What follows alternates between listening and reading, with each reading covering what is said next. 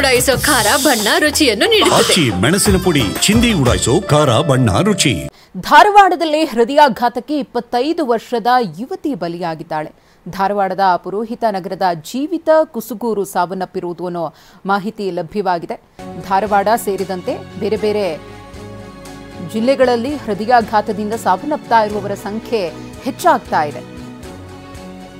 ಧಾರವಾಡದಲ್ಲಿ ಎಂಎಸ್ಸಿ ಮುಗಿಸಿ ಯುಪಿಎಸ್ಸಿಗಾಗಿ ತಯಾರಿಯನ್ನು ನಡೆಸ್ತಾ ಇದ್ದಂತಹ ಜೀವಿತ ನಿನ್ನೆ ಮನೆಯಲ್ಲಿ ಹೃದಯಾಘಾತದಿಂದ ಜೀವಿತ ಸಾವನ್ನಪ್ಪಿದ್ದಾಳೆ.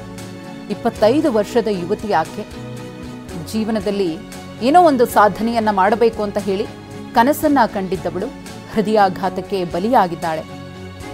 ಎಂಎಸ್ಸಿ ಮುಗಿಸಿ ಯುಪಿಎಸ್ಸಿಗಾಗಿ ಆಕೆ ತಯಾರಿಯನ್ನ ಮಾಡಿಕೊಳ್ತಾ ಇದ್ಲಂತೆ. ನಿನ್ನೆ ಮನೆಯಲ್ಲೇ ಹೃದಯಾಘಾತವಾಗಿದೆ ಜೀವಿತಾಗೆ. 25 ವರ್ಷ. ನಿನ್ನೆ ನೋಡಿದ್ವಿ ಮಂಗಳೂರಿನಲ್ಲಿ ಇಂಜಿನಿಯರಿಂಗ್ ವಿದ್ಯಾರ್ಥಿಯೊಬ್ಬ 18 ವರ್ಷ, ಆತನಿಗೆ ಹೃದಯ ಸ್ತಂಭನವಾಗಿ ಆತ ಕೂಡ ಸಾವನ್ನಪ್ಪಿದ್ದ. ಈಗ 25 ವರ್ಷದ ಯುವತಿ ಹೃದಯಾಘಾತದಿಂದ ಸಾವನ್ನಪ್ಪಿದ್ದಾಳೆ. ಹೀಗೆ ವಯಸ್ಸಲ್ಲದ ವಯಸ್ಸು ಹೃದಯಾಘಾತದಿಂದಾಗಿ ಸಾವನ್ನಪ್ತಾ ಇದ್ದಾರೆ. ಇನ್ನು ಬೆಳಗಾವಿಯಲ್ಲೂ ಕೂಡ ಹೃದಯಾಘಾತಕ್ಕೆ ಚಾಲಕ ಸಾವನ್ನಪ್ಪಿದ್ದಾನೆ. ಎಪಿಎಂಸಿಗೆ ಬಂದಿದ್ದ ಗೂಡ್ಸ್ ವಾಹನ ಚಾಲಕ ಸಾವನ್ನಪ್ಪಿರುವುದು. 40 ವರ್ಷದ ಅಶೋಕ್ ಜೀರಿಗವಾಡ ಹೃದಯಾಘಾತದಿಂದ ಕೊನೆಯುಸಿರೆಳೆದಿದ್ದಾರೆ. ಸವದತ್ತಿ ಪಟ್ಟಣದ ಎಪಿಎಂಸಿ ಆವರಣದಲ್ಲೇ ಘಟನೆಯಾಗಿರುವುದು. ಏಕಾಏಕಿ ಕುಸಿದು ಬಿದ್ದಿದ್ದಾರೆ. ಅವರಿಗೆ ಹೃದಯಾಘಾತವಾಗಿದೆ.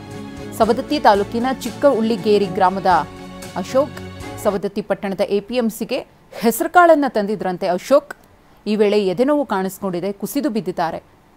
ನಂತರ ಸಾವನ್ನಪ್ಪಿದ್ದಾರೆ. ಅವರ ಸಾವಿಗೆ ಕಾರಣ ಹೃದಯಾಘಾತ ಅನ್ನೋದು ಗೊತ್ತಾಗಿದೆ. ಇತ್ತೀಚಿನ ದಿನಗಳಲ್ಲಂತೂ ಪ್ರತಿದಿನ ಈ ಹೃದಯಾಘಾತದ ಪ್ರಕರಣಗಳು ಎಲ್ಲ ಜಿಲ್ಲೆಗಳಲ್ಲೂ ಕೂಡ ವರದಿ ಆಗ್ತಾನೇ ಇದೆ. ಇನ್ನು ದಾವಣಗೆರೆಯಲ್ಲಿ ಹೃದಯಾಘಾತದಿಂದ ಯುವಕ ಸಾವನ್ನಪ್ಪಿದ್ದಾನೆ. ಆತನಿಗೂ ಕೂಡ 22 ವರ್ಷ ವಯಸ್ಸು. ಅಕ್ಷಯ್ ಮೃತ ದುರ್ದೈವಿ. ಉದ್ಯಮಿ ರೇಖಾ ಮುರುಗೇಶ್ ಪುತ್ರ ಅಕ್ಷಯ್ ಸಾವನ್ನಪ್ಪಿದ್ದಾರೆ. ಮನೆಯಲ್ಲಿ ಅಕ್ಷಯ್ ಏಕಾಏಕಿ ಕುಸಿದು ಬಿದ್ದಿದ್ದಾರೆ. ಆಸ್ಪತ್ರೆಗೆ ಕರೆದೊಯ್ಯುವಾಗ ಮಾರ್ಗ ಮಧ್ಯದಲ್ಲೇ ಅಕ್ಷಯ್ ಮೃತಪಟ್ಟಿದ್ದಾರೆ ಅನ್ನೋ ಮಾಹಿತಿ. ದಾವಣಗೆರೆಯ ಜಯನಗರದ ನಿವಾಸಿ ಅಕ್ಷಯ್ ಅವಕಾಶನೇ ಕೊಡ್ತಾ ಇಲ್ಲ ಹೃದಯಾಘಾತ.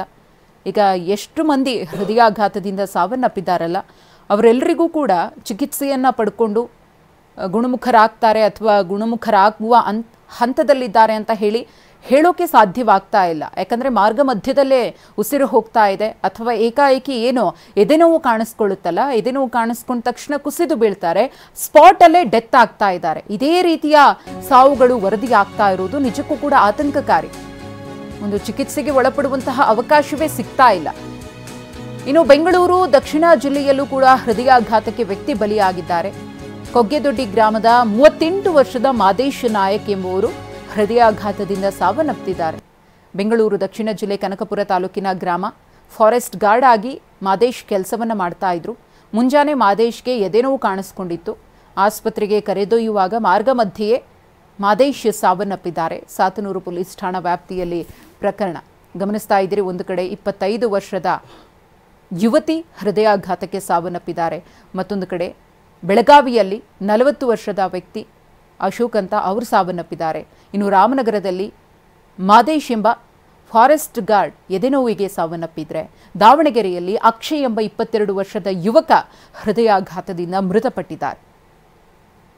ಪ್ರತಿದಿನ ಕೂಡ ಇದೇ ರೀತಿಯ ಹೃದಯಾಘಾತದ ವರದಿಗಳು, ಅದರಲ್ಲೂ ಸಾವಿನ ಸುದ್ದಿ ಇದೆಯಲ್ಲ, ಇದು ದಿಗ್ಭ್ರಮೆಗೊಳಿಸ್ತಾ ಇದೆ. ಒಂದು ಕಡೆ ಹೃದಯಾಘಾತದಿಂದ ಆತಂಕಕ್ಕೆ ಜನ ಒಳಗಾಗಿದ್ರೆ, ಮತ್ತೊಂದು ಕಡೆ ಕಾರಣಗಳು ಏನು, ಇದನ್ನು ತಡೆಯೋದು ಹೇಗೆ ಅನ್ನೋದೇ ಸದ್ಯದ ಪ್ರಶ್ನೆ ಆಗ್ಬಿಟ್ಟಿದೆ.